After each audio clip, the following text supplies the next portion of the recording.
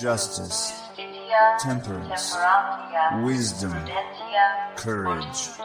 Applying ancient philosophy to modern times, this is the Sunday Stoic. Welcome to the Sunday Stoic podcast, where we apply ancient philosophy to modern life. And thank you to everybody who has rated us on iTunes, downloaded the show, and emailed as well. Today's episode is on Stoic Maxims, those easy-to-remember sayings that you can keep on the tip of your tongue and the back of your mind to help you remember how to act in various situations. Seneca mentions that maxims are a good way to learn the philosophy, but once you've learned it thoroughly, then they become unnecessary because you'll know how to act when you understand the principles of Stoicism. But until we internalize those principles, these are very handy tools to keep the values of Stoicism in mind. Before we jump into that, I would like to ask that listeners to the show contact me, because the 1-year anniversary of the Sunday Stoic is coming up, actually on April 1st, April Fool's Day, also Easter this year. And you can contact the show, and I'd like to hear from you. I'd like to hear from those of you all around the world. A couple of you have written in already, or I should say called in already. And I'd like to hear from more of you. Tell me where you're listening from, who you are. If you want to plug your own website or podcast or blog or whatever, you can do that. And if you'd like, you can tell me what Stoicism means to you. You can do that by sending a clip to sundaystoic@gmail.com. Also, if you go to my website, which is sundaystoic.wixsite.com/home, which is, once again, sundaystoic.wixsite, wixsite.com/home. And if you scroll down to the contact area and click on the microphone, you can record a 90-second message right there on the website. Or you can call 501-503-3132 and leave me a voice message. So please contact the show and do it before the 1st of April so I can put it on the 1-year anniversary episode. All of these readings come from Moral Letters to Lucilius by Seneca. No man is good by chance. Virtue must be learned, pleasure is low, and even pursued by animals. Glory is empty and fleeting, lighter than air. Poverty is not an evil thing, unless a man resist it. Death is not an evil, it alone is the equal privilege of mankind.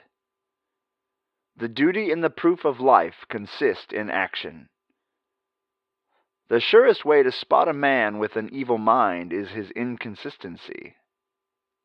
He who has much desires more, but he who has enough has something the rich man will never have, a stopping point. What you think is the top of the ladder is merely another rung. Self-command is the greatest command of all. What is necessary will meet you everywhere. You must seek out what is superfluous. What good does this do me? Make me more brave now? More just, more restrained? If not, it is superfluous material. A good man should not live as long as it pleases him, but as long as he ought. Only he who is not profiting from the present is anxious about the future. Life is not good or evil, it is the place where good and evil exist. Life is really a battle. You need never believe that a man can become happy through the unhappiness of another. Disasters and losses and wrongs have only the same power over virtue as a cloud over the sun. We should consider not what is likely to happen, but what can happen. By craving much, we lost all. No place is yours where you are not. When you commit an evil, the punishment is instantaneous. It does not wait for the hangman. The wise man makes use of evils rather than being weighed down by them. When given a poor material to work with, the wise man will sculpt the best statue that material will allow. Drunkenness is nothing but a condition of purposeful insanity. He who lies on a couch is no less dead than he who is hanging from a rope. Nothing is more honorable than a grateful heart.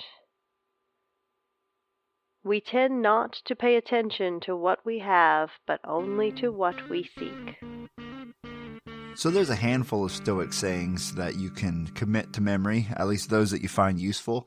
And so when you run into a difficult situation and you're not sure the best way to act, you can remember what Seneca had to say about it.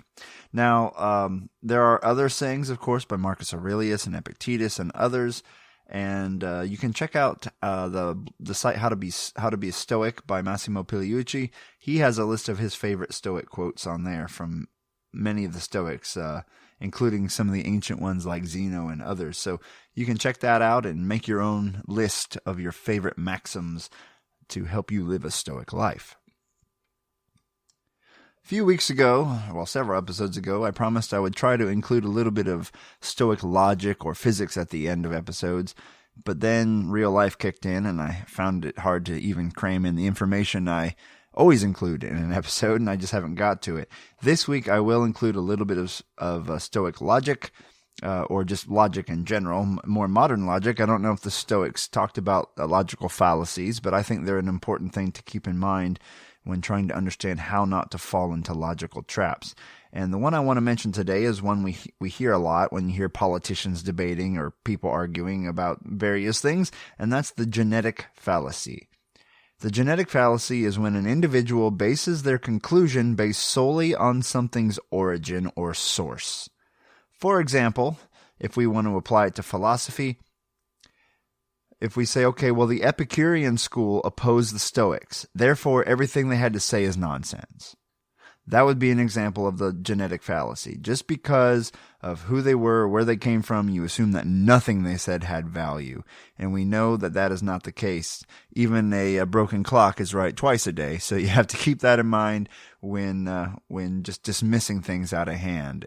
Just because you know the source and you don't like the source doesn't mean that some particular item they had to say has no merit. And keep that in mind. Even Seneca quotes Epicurus from time to time in his own writings and draws from that wisdom, even if he disagrees with some of their premises.